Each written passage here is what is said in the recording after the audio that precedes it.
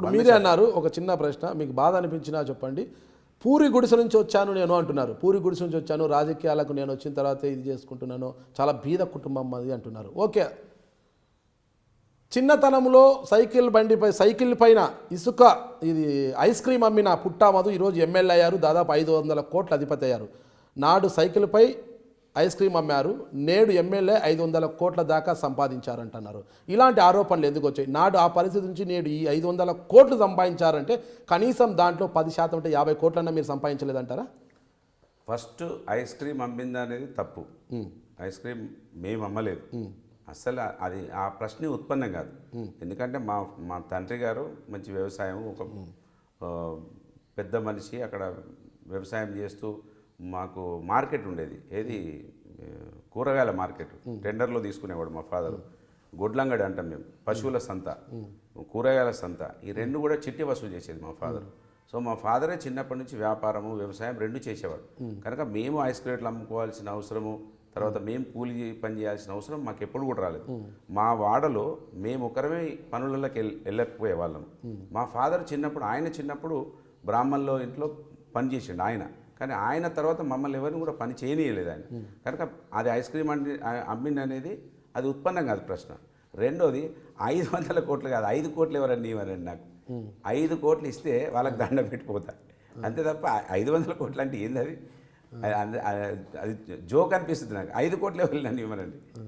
ఈ మధ్యలో నేను ఒక 43 ఎకరాలు, అంటే నేను ఫ్యామిలీ అంతా కలిసి ఒక 43 ఎకరాలు మంతిన దగ్గర కొనుక్కున్నాము, చిట్టీలు లేపి, ఈ తర్వాత మా బ్రదర్ల సహకారంతో, మా అన్నయ్య సహకారంతో కొంత పోగు చేసుకొని 43 ఎకరాలు కొనేటప్పుడు కూడా చాలామంది నువ్వు కొనకు అది ఇది అన్నారు. అంటే నేను ఇక్కడనే కొంటా, దొంగలాగా ఏదో హైదరాబాద్లో ఎక్కడో భూములు కొనుక్కొని దాచుకొని అట్లా దొంగలాగా బతకొద్దు, దొరలాగానే బతికిన రోజులు ఇక్కడనే కొనుక్కుంటాం, ఇక్కడనే వ్యవసాయం చేస్తాం, ఇక్కడనే ఒక ఇల్లు కట్టుకుంటాం, హాయిగా ఉంటాము. సో ఎమ్మెల్యే అయినాక ఒక 43 ఎకరాలు, అది కూడా మా 2 అల్లుళ్ళు, నా భార్య, నా కొడుకు, బిడ్డ, ఎవరెవరి దాంట్లో లారీలు ఉన్నాయి, మాకు టిప్పర్లు ఉన్నాయి. 2 అల్లుళ్ళు అంటే మా అక్క మేనల్లుళ్ళు 2 అల్లుళ్ళు, మేము అందరం కలిసి, అంటే మాకు ట్రాక్టర్లు ఉన్నాయి, చిన్న లారీలు ఉన్నాయి, మా టిప్పర్లు ఉన్నాయి, అవి చిన్నగా వ్యాపారాలు చేస్తూ ఉంటాయి. సో ఐటీ కూడా మాకు ఐటీ రిటర్న్స్ కూడా ఉన్నాయి, చిన్నగా పైకి వస్తున్నాం. కానీ ఎంత కడతారు ఐటీ రిటర్న్స్? ఐటీ ఎంత పే చేస్తారు ఇయర్లీ?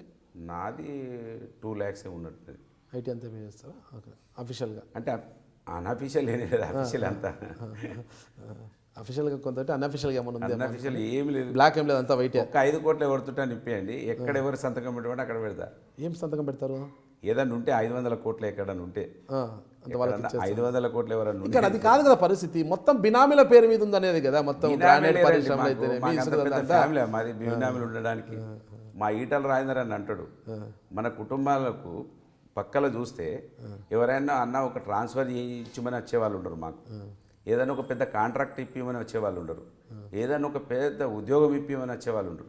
అంతా మా పరిసర ప్రాంతాల అంతా బీద వాళ్ళు ఉంటారు. మా చుట్టాలు ఎవరు ఉంటారండి? బినామీలు పెట్టే అంత పెద్ద వాళ్ళు ఉండరు కదా, ఉంటే నిజంగానే ఉంటుండే కావచ్చు. బినామీలు అంత స్కోపే లేదు ఇక్కడ.